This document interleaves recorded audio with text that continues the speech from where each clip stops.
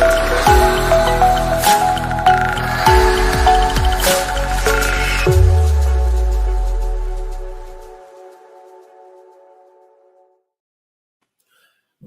Sunday, blessed Sunday, blessed Sunday.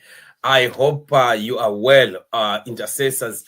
I hope you are well, champions of change all over the world. Once again, I greet you and I welcome you to your show. We are still standing, right, as men and women of faith, believing in great and mighty things that must happen to our nation. Quite a lot is happening, and we are not stopping to pray and to believe. We know that in a few days ahead of where we are going, things will continue to change for the better until we get to that dream that everybody has been waiting for. Coming to South Africa, Dudula threatens to demonstrate against Ramaphosa during the G20 summit, right? So I still remember the other days we were talking about this Dudula issue and how they've lost the case in court in the Pretoria High Court, and was it Pretoria or Johannesburg High Court?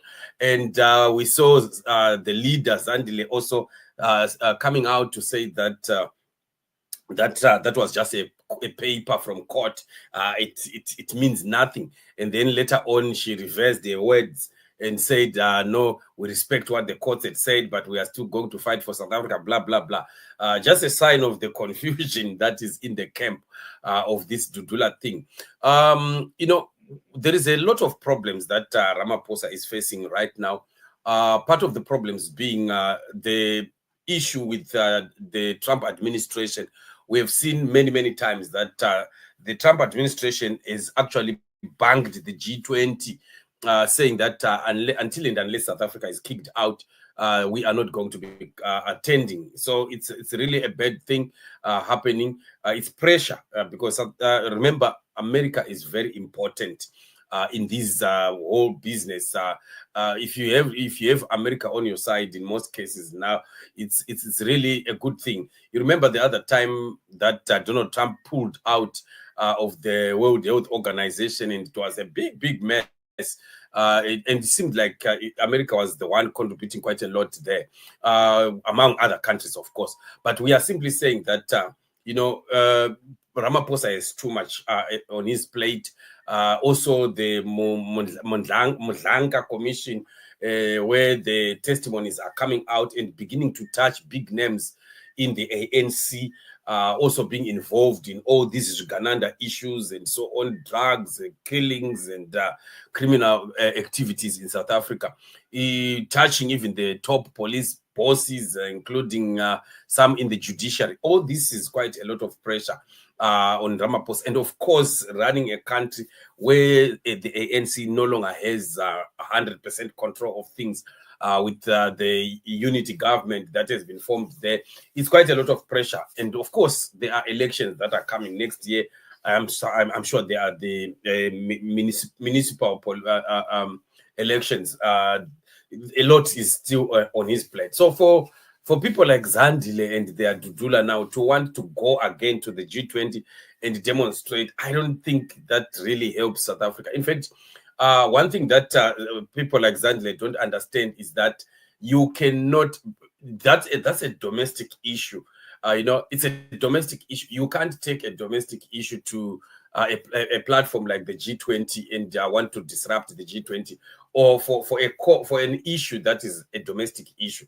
I don't see how that works, because you might find that all those countries are actually signatories of the United Nations refugee, program, where countries have signed that they will be able to accept refugees, genuine refugees will be coming from war-torn countries and so on and so forth. It's actually an organization of the United Nations that is there, which countries, mostly even those that are in the G40, are signatories too. So they do really understand the issue of asylum seekers and refugees and so on and so forth. But Zandile doesn't seem to understand that. If she failed to understand, the frontline states, then this is even too bigger for her. And also, the idea of just wanting to to embarrass President Ramaphosa at that platform. I don't think it's really, a good idea, especially after they were barred from what they are doing by the High Court. I think to some extent the Ramaphosa administration need to flex some muscle a little bit on this Zandile and her grouping. They really need to put a little bit more pressure on them and to demonstrate lawfulness, right? To demonstrate that the law is the law. They cannot just continue embarrassing the nation just like that. It's really not a good move, especially at a time that South Africa is threatened by being fired from the G40. I don't think that's a good move. If South Africa is fired from the G40, it tends to lose greatly. There will be a lot of things that will be lost, including other economical benefits that South Africa has been enjoying by being part of the G40, of the G20. But it seems like people like Zandile, they don't have all that information, and that is one thing that is very pathetic about this. I think South Africans, if they know what is good for them, they should not keep supporting people like Zandile. That is going to really be detrimental to South Africa, especially at a world stage, right? Let's hear. You are going to see her ignorance again, even on this interview, courtesy of the SABC News. And we acknowledge SABC News for their video here. We are a fully fledged political party and a registered civic organization. And second thing is that we never said we are going to totally shut down and block every entrance. We're going there, we're going to have a normal protest like we normally do. And it's within the confines of the law. That's the same reason why we went to go put in our application. And, our main reason here is just to make sure that, there is law and order in this country. I mean, we do... No, she cannot be talking about law and order. How can you say that we want to make sure that there's law and order when actually the things that they are doing have been, have been deemed to be unlawful, even by the courts? So Zandile has no capacity to talk about law and order, especially when she's leading this vigilante group that is putting or taking the law into their own hands. Understand that, international recognition means little to South Africans when we continue to struggle, finding work, access to, quality services, and we're not feeling safe in our own communities now. We're going there to picket, really demonstrate that when our own president is hosting and they're having feasts there, his own citizens are suffering, they're battling, they're going home, they're going to bed, are hungry on a daily basis, which cannot be correct. I mean, if you want to be a true leader and you want to lead people, then it should begin at home. I don't think this is the platform to politic. When she's talking about South Africans sleeping hungry and so on and so forth, I don't really think that this is the right platform for her. How many other political parties are there in South Africa? Why are they not going to picket there to embarrass Ramaphosa at a platform such as that one? I don't think that is the correct platform for that. It's because it becomes an embarrassment to the whole nation and a disadvantage to the whole nation. And once it becomes a disadvantage to the whole nation, it also affects them, even when that's Zandile. And it's funny, people who don't really understand what they are doing. We just want to restore the dignity and security, and give South Africans opportunity in their own country. We, yes, are against illegality, and, we will not turn back away from that. So your plan is not for the G20 processes to be disrupted. Am I understanding that correct? Definitely. We don't want to disrupt. That's the same reason why I'm saying that we do understand the importance of, international recognition, but we have problems. That's the demonstration that we want to show that when we have visitors and we are hosting visitors, it's pointless because we're still battling. Our own president is not hosting us as a country. We are suffering under his leadership. What do you mean he's not hosting us as a country? Maybe I heard you wrong. So he's not, maybe I used the wrong term. He is not. Yeah, it's a wrong term. It's a wrong. How can you say he's not hosting us as a country? What does that mean?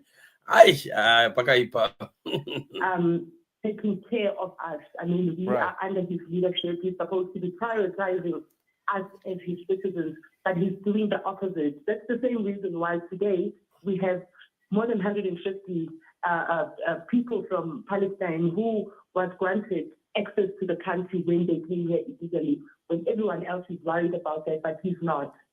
Okay. So are you then saying that the president, or in this instance, the Department of Home Affairs, as well as the Department of International Relations, should not have granted asylum seeker or refugee status to Palestinian refugees? So remember that we are governed by the Constitution in this country and we have immigration laws. But anyone that needs to seek asylum in this country, they first need to go to the nearest country.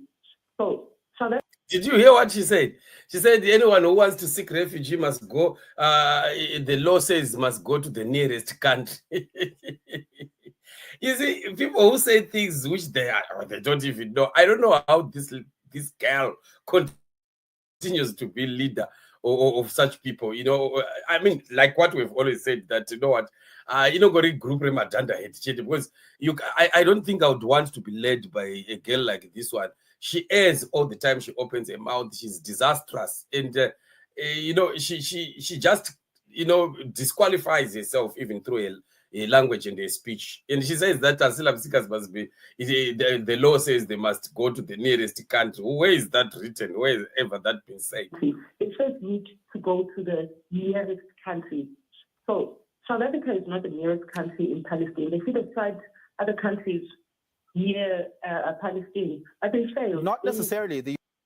You see, now the journalist was already objecting. They say, no, not necessarily. There's no law that says that you must go to the nearest country. You can go to any country and get your asylum. So you can, obviously see that we are talking about Zandile here, and Zandile is just a motor mouth, but upstairs there, she doesn't have much.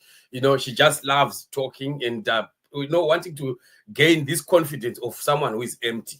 When you become overconfident and yet you don't have knowledge, I don't know why she doesn't read around these issues or research around issues before she goes to start to speak to the public, because she's always embarrassing herself at the end of the day. But we'll watch and see how these things are going to keep unfolding. Like what I've always said, we always pray for South Africa. We always pray for the aliens in South Africa, for their protection, for Africans to understand that we fought for each other in different times, in difficult times. And it's really very unfair to now want to turn against the very same people that also helped you during your time of trouble. So where is the Africanism? Where is the being a brother's keeper and so on? It's just hate that is just being created to South Africa. But anyway, let's leave that. It's going to be over very, very soon, because most people, especially Zimbabweans, very soon shall be going back to their land. But this is what it is. Let's keep watching and seeing how things are going to keep unfolding. Remember, tonight we have the Dark World Exposure 34. We are proceeding with the Book of Revelation. So, otherwise be blessed. Shalom.